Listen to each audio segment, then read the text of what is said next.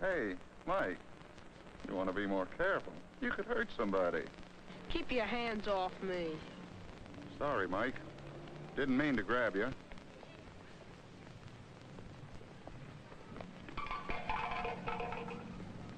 Those teachers are going to have a rough time with that one. Hi, Eddie. Hi, kid. What are you doing here? I thought you were going to make the old man get you a work permit. He says I gotta stay in school. Well, nobody could make me if I didn't want to. Okay, move it along. So long, kid. Be a good boy and, mind the teacher.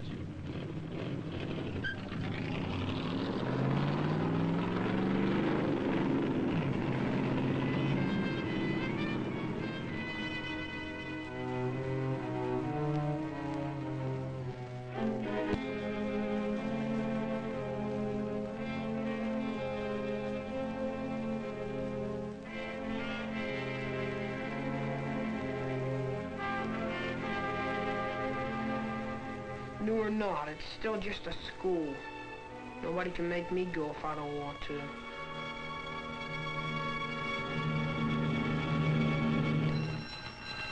Okay, so they made me late.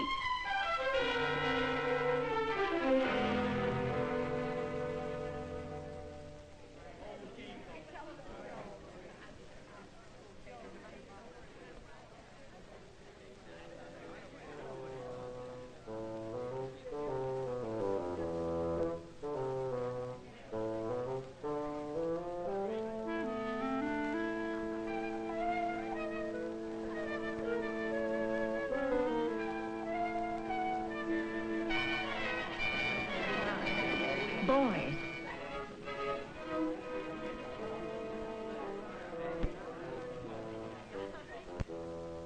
Maybe some cleaning fluid, huh? No one is to remove it. I want it left there.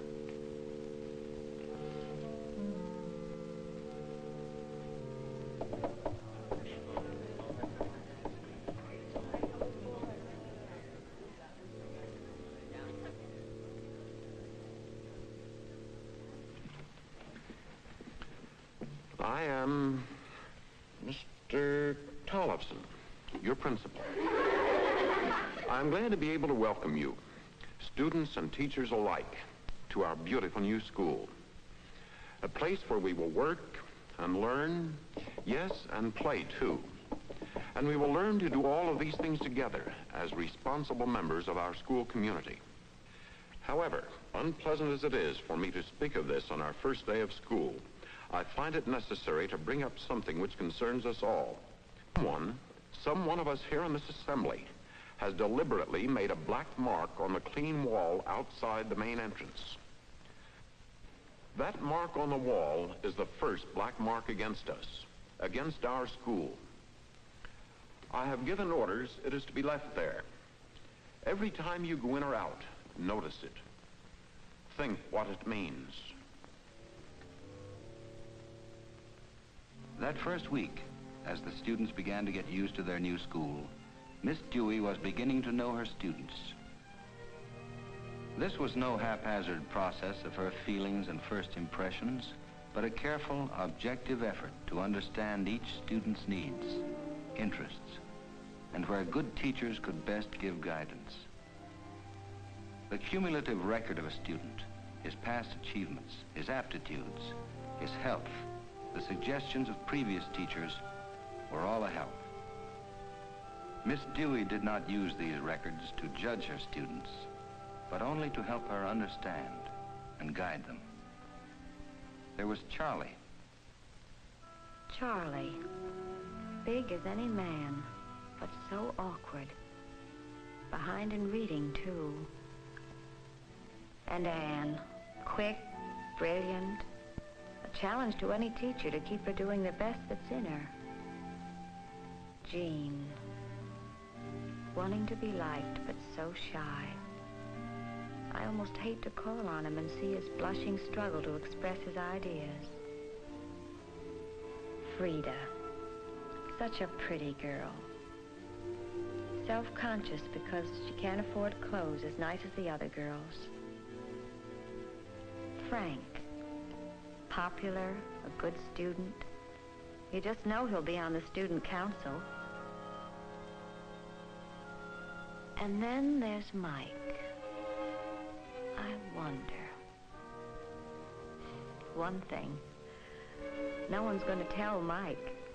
He'll make his own decisions. If only he isn't trapped into making all of his decisions against things. Against the school. Against his parents. Against the teachers. Mike's cumulative record. Health, apparently all right. Sight and hearing, average. Work habits, interests, abilities. Music, mathematics, somewhat above the average. Achievement not up to what he could do. 2 full years below his grade in reading. This will take some extra work.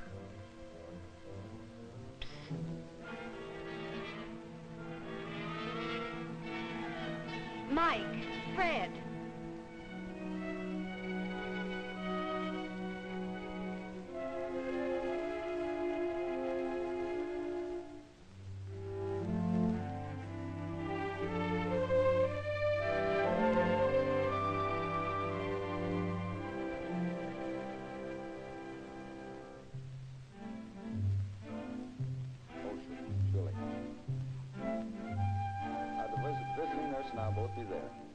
Certainly, Judge. I'm sure we can work it out. Thank you, sir. And what's bothering Miss English Literature and Composition?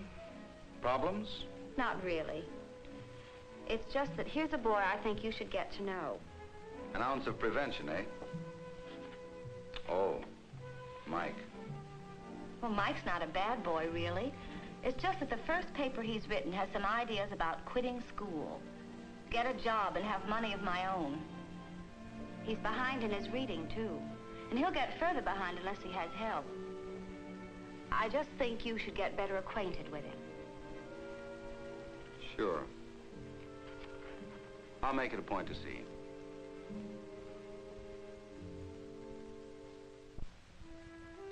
The program at the new school soon began to absorb the students. But Mike just wouldn't go along. School was still just something he had to put up with.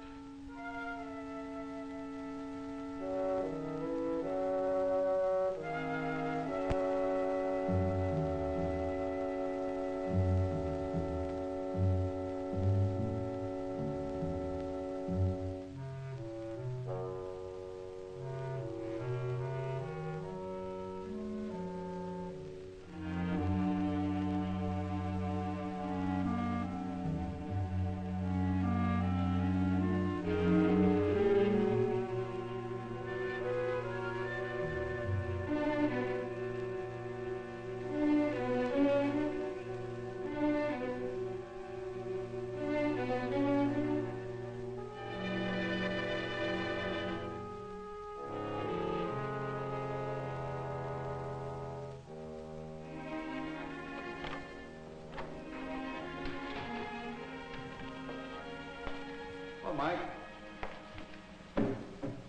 You like this electrical stuff? Oh, it's okay, I guess. Anybody could do a better job than that. Oh? Looks pretty complicated to me. Ordinary 3-tube amplifier. Not even hi-fi. Well, you know more about it than I do. Are you taking electrical shop? No, not till next term. Well, maybe you ought to join the Kilowatt Club. The meeting this afternoon, I see. Oh, what do they know? Well, I gotta get back to my study hall. Well, let's go down to my office. I've got some books down there on electronics that you might be interested in. Of course, if you've got some studying that you just have to do. When Mike first came to my office, he was understandably suspicious. What was I trying to put over on him anyway? But a school counselor is in a good position with the kids. My job helping them talk about problems. Stuff like this is all right, but I don't see what good all that English and history and reading junk is ever gonna be. Those guys died 1,000,000 years ago. What do they know about things the way they are now? Once I get out of school and into radio work, All that reading junk won't do me any good at all. You just don't want any more school, do you, Mike? Maybe if you go around to some of those kilowatt meetings, do some extra reading on electronics, you'd be really ready for a job when you graduate. I can get a job all right. Eddie Frank did. Besides, I know a lot about radio already. Mike, all of us grow up and have an itch to quit school, get a job. A man named Mark Twain wanted to be a steamboat pilot. He was one of those guys that lived a million years ago. Anyway, there was another boy in his town, a year or two older. Maybe you know some kid like this. Whenever his boat was laid up, that boy would come home and swell around in his blackest and greasiest clothes, so that nobody could help remembering that he was a steamboat man. And he used all realities in his talk, as if he forgot common people could not understand them. This fellow had money, too, and hair oil. Also an ignorant silver watch, showy brass watch chain. But some of us could not get on the river.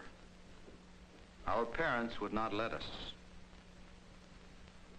Well, what happened? Oh, Mark Twain got to be a steamboat pilot, all right, and a good one. It's all written down here for anybody who wants to read it. You can take it along with the others if you'd like. Okay.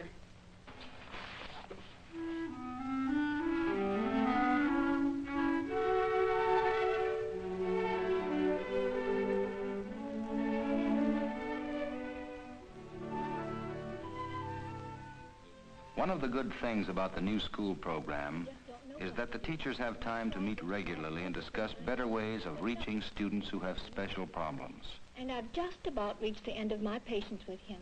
Perhaps some of you could give me a little clue that would help me get closer to him. I've been wondering how long it would be until someone brought Mike up in these discussions. He shows absolutely no interest or desire to learn in math either. I've had a talk with Mike.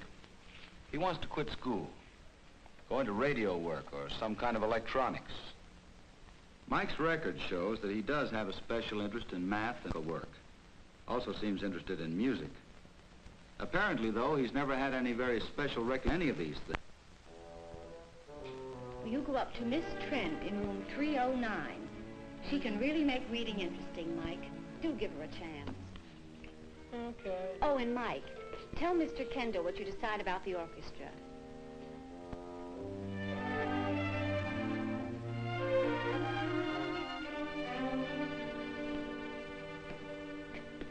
Nuts to this reading stuff. I just walked out. That'd show him.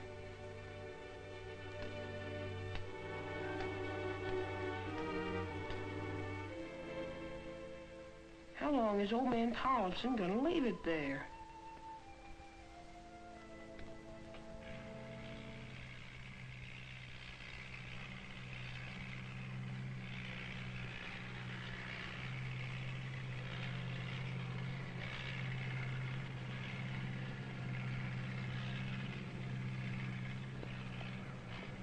Hi, Eddie. Well, hi, kid. What do you say? You looking for a job? Want me to fix you up with a boss?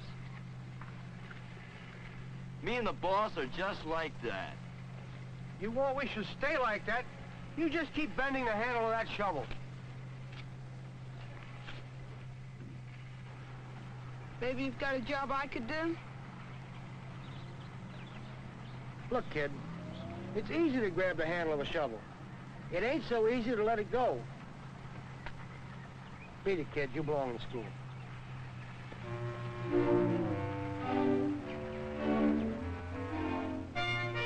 long, Eddie.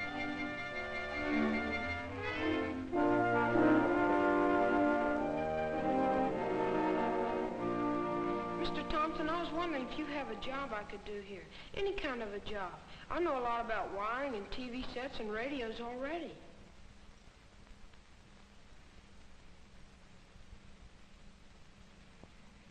All right, Mike. If you want to come in after school, sweep up, burn the trash, wash the windows, anything to make yourself useful, I'll pay you, oh, say, 50 cents every afternoon. You understand, you've got to finish school before anybody will give you a real job. Oh, boy, when do I start? Sure, working in a radio shop after school is fine.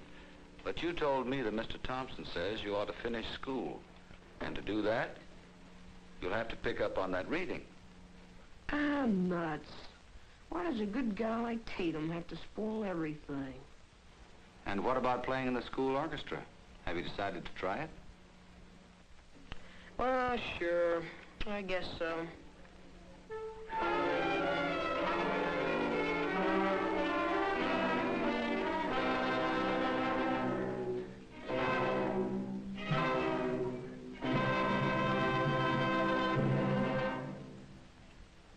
Now, I know we haven't been playing together very long. But if we're going to be ready for the music festival, it means that we've all got to practice our parts individually as well as with the others. Homeroom with Miss Dewey was turning out to be a busy, interesting time. Here they got the school news, arranged and planned their activities, and learned and studied the things that we used to study only in courses labeled civics, geography, history, or English. And in spite of himself, Mike began to realize that quite often the class was working and studying and talking in terms of things that he really wanted to know. Also, with the increase in population, many home appliance stores, including radio and TV shops, have sprung up in the community. The competition between these stores is very great. Some may go out of business. But even so, everybody expects an increase in the number of service and repairmen needed, especially for television sets. Work like this requires special training on the part of service and repairmen. From all indications... Yeah, can't just anybody monkey around trying to fix a television set. Even the reading wasn't as bad as he'd expected. Miss Trent let him read about electronics, showed him how to get more books and magazines from the library. She even seemed to understand something about electronics, just from helping Mike read.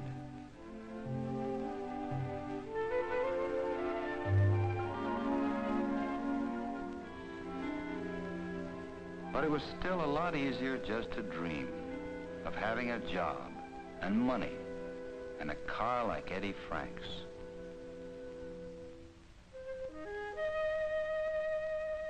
Of course, there was the orchestra and practicing for the music festival.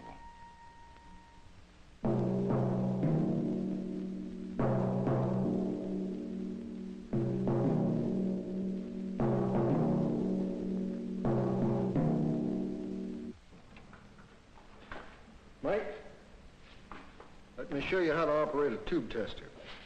Now first, look, I promised this for 5 o'clock. Here's the instructions on how to operate this thing. You go ahead with it. It's all written out right here. With off button Depper said. With off button Depper said.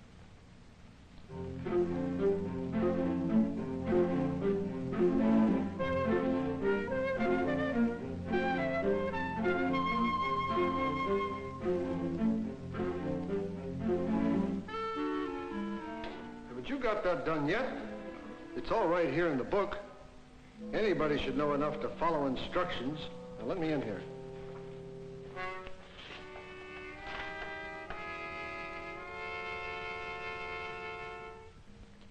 The heavy, tangled undersea growths often... That's a long O, Mike. How do you pronounce O-W? O? Yes. Growths. That's right. Often trap the divers. That's fine, Mike. You're getting to understand the vowels very well. Next time, we'll just go on with this lesson. Miss Trent, can you read this? Let's see. Operating instructions for a tube tester. With the off button depressed. Now, that means you take the off button and push it down. Depressed means push down. Connect the attachment plug. How could she know anything about radio? Just from reading. like at the end of a...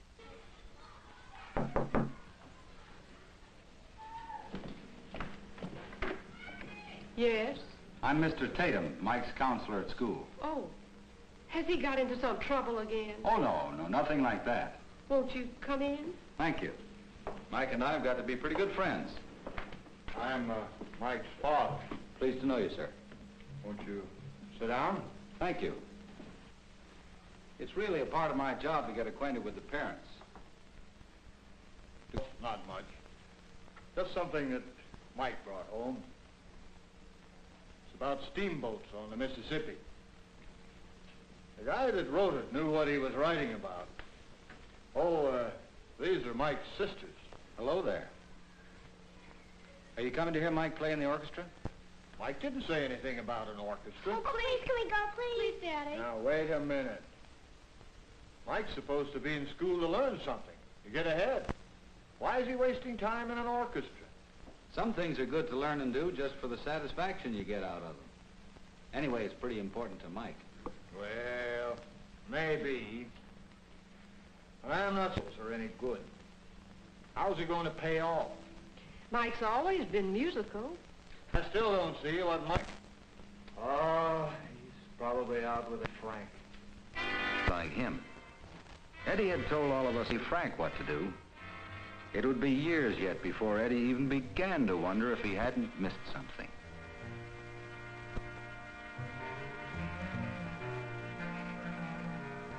Come on, Steamboat, make your shot. Where do you get this steamboat business? Just some guy read about in a book. Books. Nuts.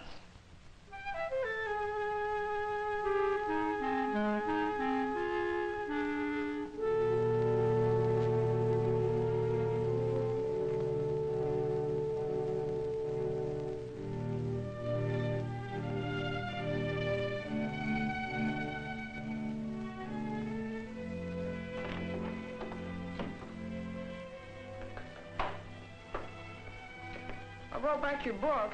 It's pretty good. He's the best. I'm sorry I wasn't home last night when you came over.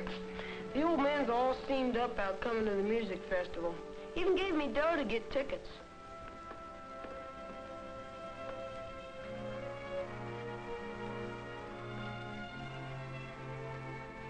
I don't see what all the fuss is about. Just coming to an old school. Throwing stuff around and banging things.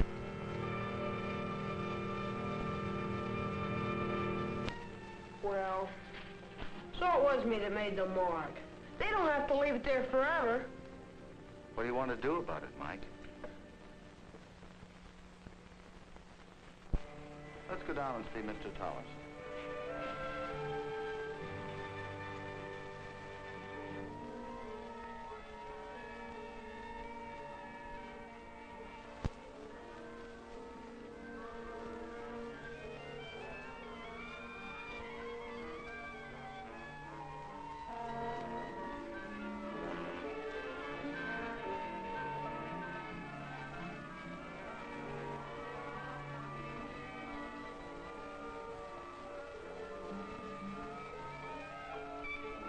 Hi, kid.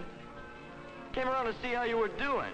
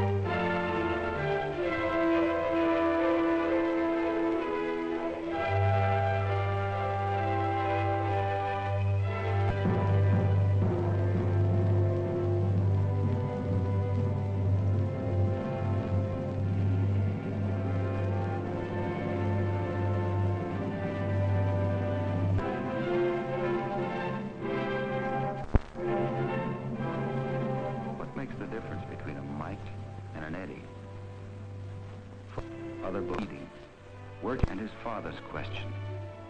Do good schools, good teaching, really make the difference? Perhaps it's the home. Maybe it's Mike himself. It's all of these. Mike has begun to show the mark of a man.